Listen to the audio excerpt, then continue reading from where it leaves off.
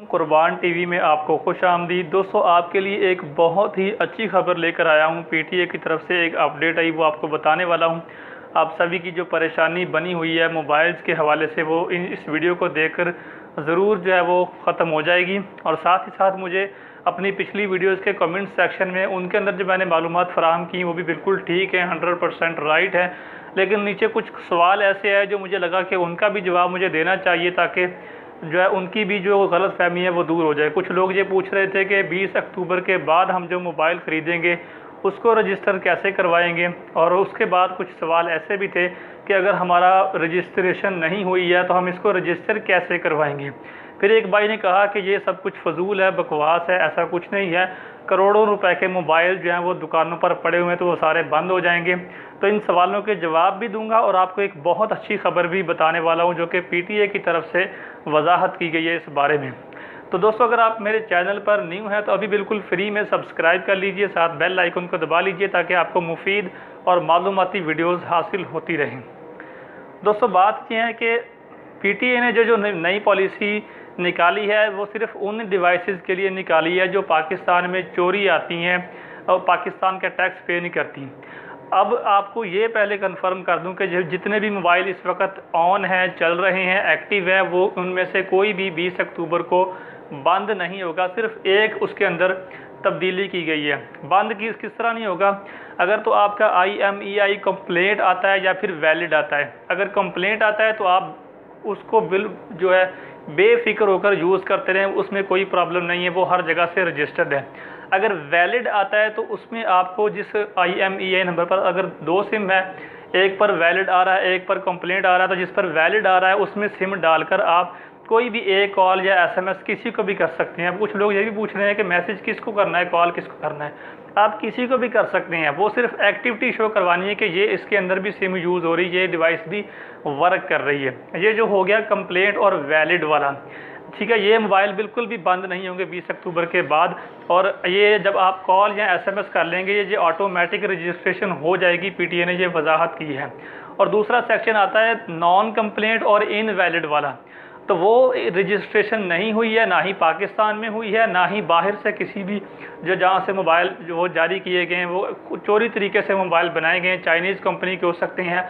अब काबिल से, अफ़गानिस्तान से बहुत सारे मोबाइल जो हैं वो इसके ज़रिए स्मगल होकर आते हैं। काबिल से गाड़ियाँ आती, वो टैक्स पे नहीं करती पाकिस्तान को, लेकिन पाकिस्तान में कारोबार हो रहा था, सेल हो रही होती, तो वो ये चीज़ पाकिस्तानी गवर्नमेंट ख़त्म करने जा रही है।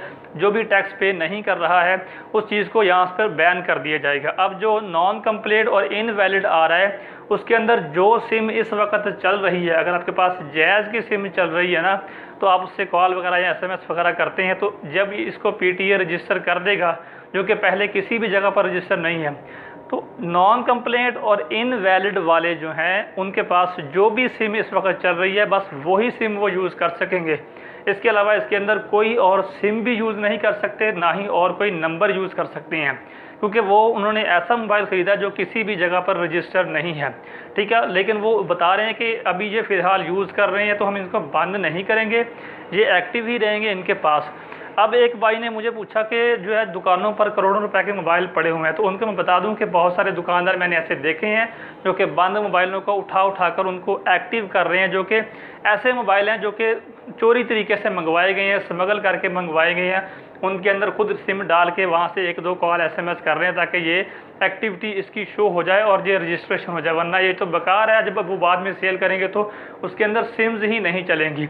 अगर आपके पास कंप्लेंट और वैलिड आता है तो आपका मोबाइल 100% सेफ़ है, बस उसको एक्टिव रखें, कॉल या SMS कर लें किसी को भी, वो खुद ब खुद रजिस्टर हो जाएगा। आपकी ये परेशानी ख़त्म कि रजिस्ट्रेशन कैसे करवानी है। अगर इनवैलिड और नॉन कंप्लेंट आ रहा है तो उसको आप उसके अंदर आप सिर्फ वही सिम यूज़ कर सकेंगे जो आपके इस वक्त मोबाइल में मौजूद है, जिसके ज़रिए आपकी रजिस्ट्रेशन दर्ज हो जाएगी। ठीक हो गया, ये 2 आपकी कैटेगरी अलग अलग हो चुकी हैं। और जो 20 अक्टूबर के बाद आप मोबाइल ख़रीदेंगे उसके लिए पीटीए आपसे खुद रब्ता करेगा कि ये इसकी रजिस्ट्रेशन पहले करवाएं, फिर इसको आप यूज़ कर सकते हैं। और कुछ सवाल आ रहे हैं कि जो बाहर से हम मोबाइल मंगवाते हैं उनके लिए भी यही चीज़ है। अगर तो वो चोरी तरीके से नहीं आ रहे हैं, जो पाकिस्तान गवर्नमेंट का टैक्स पे करके इनके इल्म में लाते हुए आ रहे हैं, तो वो इनको रजिस्टर कर देंगे।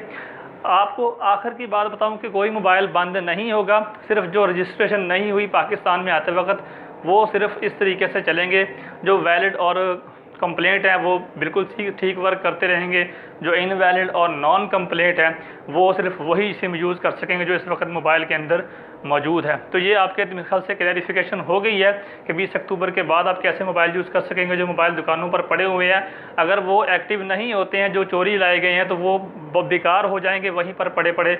उनके जो अंदर सिम जो उसके अंदर जो भी सिम डाली जाएगी 20 अक्टूबर के बाद वो वर्क नहीं करेगी, क्योंकि PTA उनको ब्लॉक कर देगा, जो कि रजिस्ट्रेशन में शामिल ही नहीं है 20 अक्टूबर तक।